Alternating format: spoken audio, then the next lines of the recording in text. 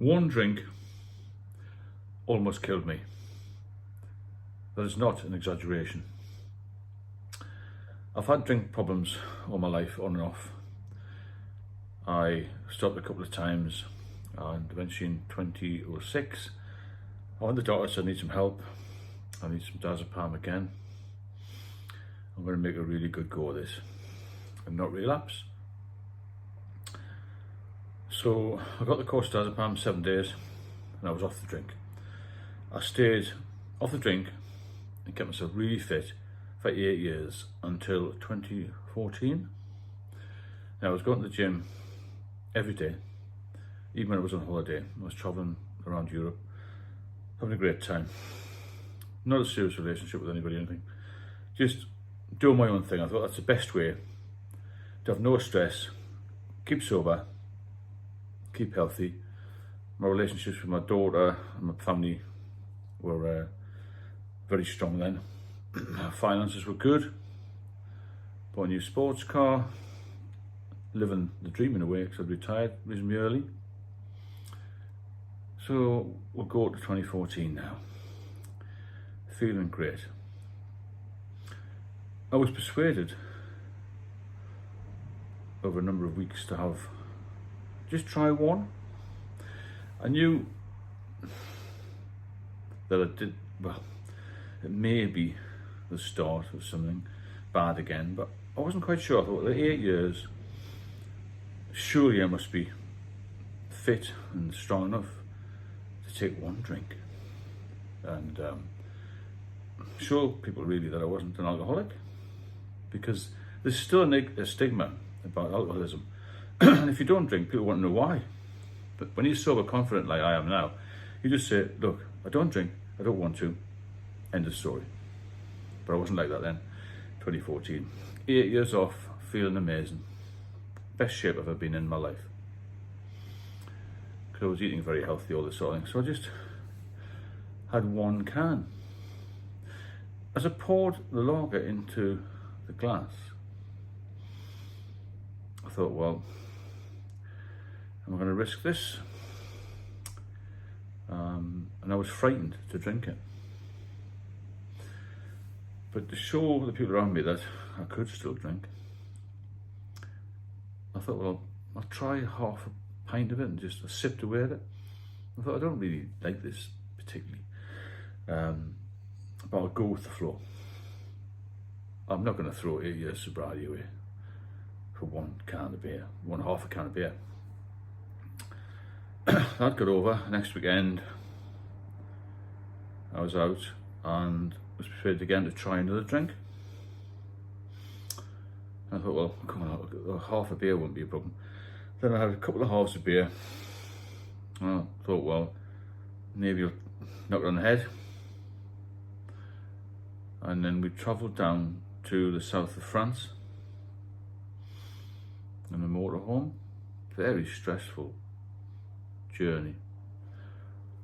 Didn't have any drinks at all on the way down. Got to Saint-Tropez after days on the road. It seemed these camper vans aren't easy to drive, you know, they're a nightmare. So I thought, I'm going to stay here. We'll stay here for a few days, a few weeks even. And I thought, well, you know, 8 years off in the sunshine, I'll have a couple of drinks. And when I was away, I had a couple more, and so it built up a little bit. And after about week 3, I was feeling really groggy, like I had done previously when I'd been drinking, years before that. So I was nipping down to the camp shop and necking a bottle of beer at 9 o'clock in the morning when I was getting the bread and milk. And then I was still feeling slightly unwell, so I'd be sneaking off another little half here, half there. And so it built up.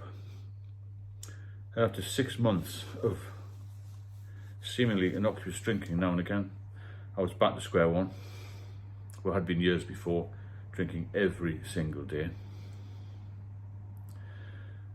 So I approached the doctor at that point And he said, basically, no, you're not having diazepam again. You'll be addicted to it. I said, well, I've only had it a couple of times in the past. And the last time I had it was 8 years ago. No, policy's changed. You won't be able to get the medication. So I trotted away in disbelief, rang up for another appointment with a different doctor.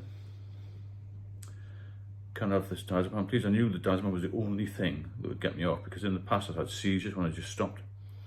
I couldn't taper off because that just never worked. The only thing that ever worked for me was this diazepam. No, she said, can't get that. There's 2 doctors now. So I'm desperate because I know I'm going to get in a mess. So I started to self-medicate, really. The person I was with at the time, they disappeared. So I'm left on my own in my apartment. I sold my car and it just got worse and worse. So for 5 years, really, I self-medicated with alcohol. So 2015 got over. I was still drinking reasonably heavily, but I could still get about. And over time, it got worse and worse and worse. I started to lose weight. I wasn't focusing on things. I felt unwell. But I still got these well-man tests, and nothing was showing up in the blood test. Over time went on, 2017, looking a bit more ill, feeling ill, just going from my flat to the pub in the taxi, getting beer delivered, all this carry on.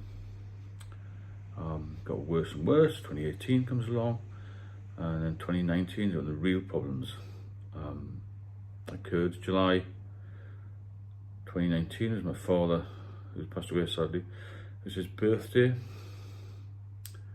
on the 17th of July 2019. I managed to get there. My daughter picked me up. She knew I'd been drinking,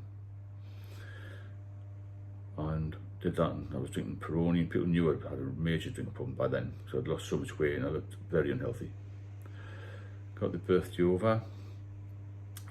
Still was going to the pub. August, September, looking more and more frail. I had this distended stomach. It's ascites fluid.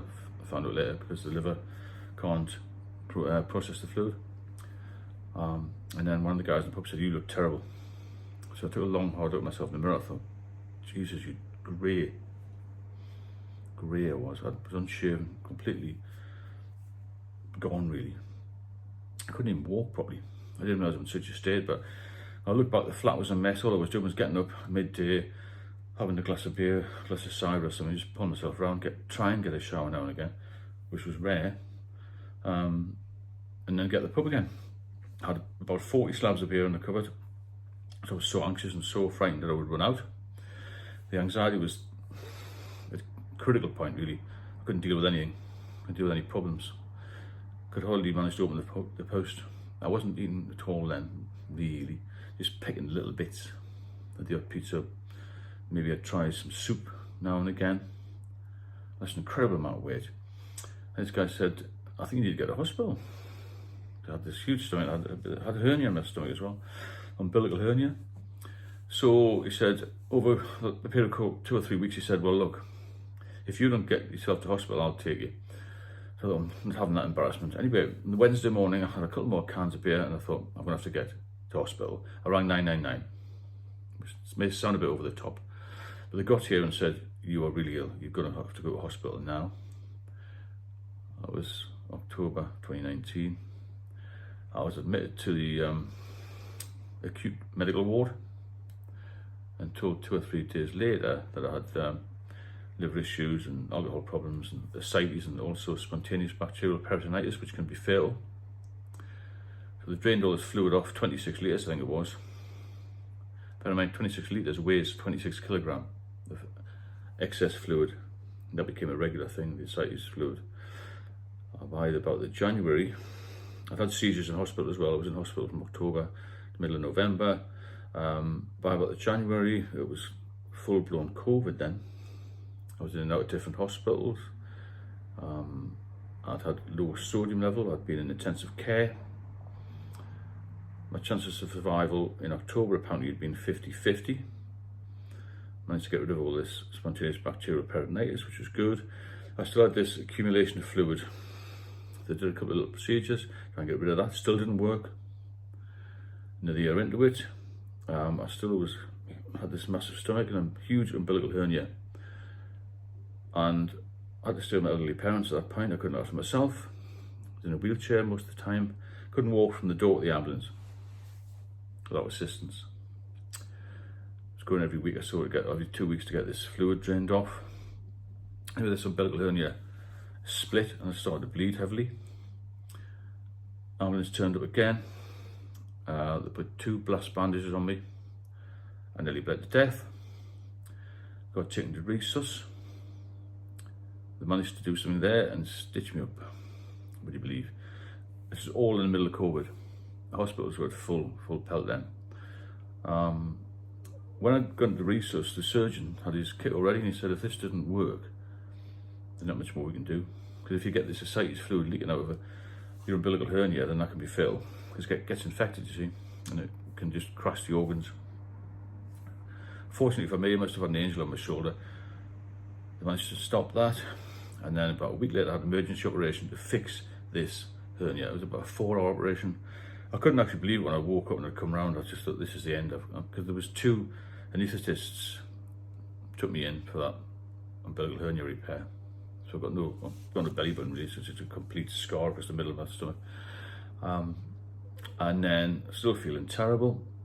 Started to eat a little bit more. My doctor said, push yourself just on, get out of the house a little bit. I still felt really dizzy.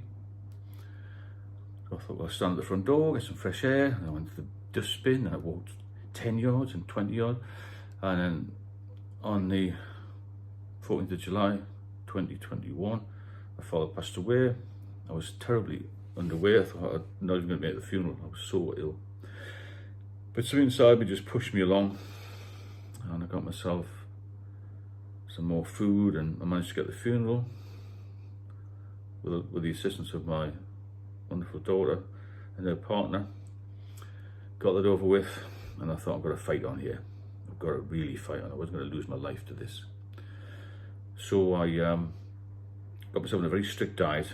I'm a reasonable cook, so I was starting to cook chicken, fish, rice, vegetables, eating a lot of salad, a lot of fruit and all that sort of thing. Eventually got myself a little bit better and I got back in my own flat 2.5 years ago, and from then on I've just gone from strength to strength.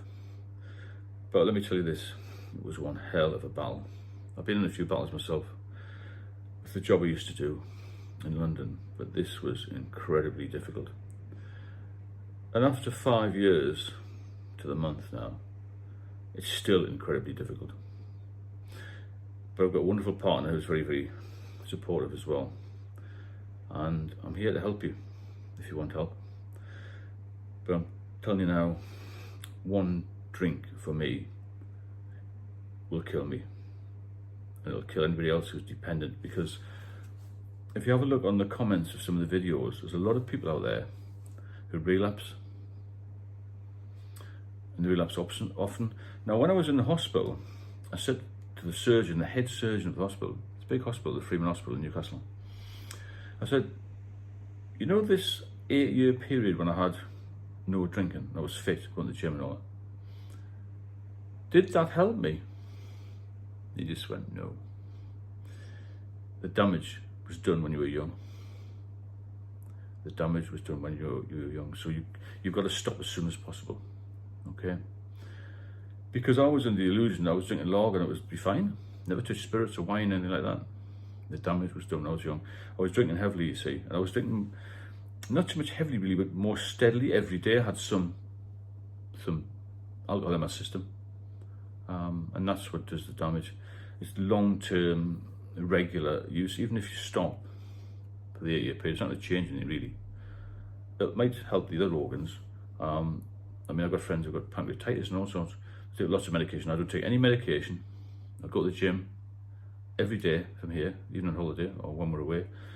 And that saved my life. Exercise and food. And that's what will bring you around. If you are benefiting from the videos, please subscribe. And if you have any comments, drop me a line. And I'll see you all very soon. Keep sober.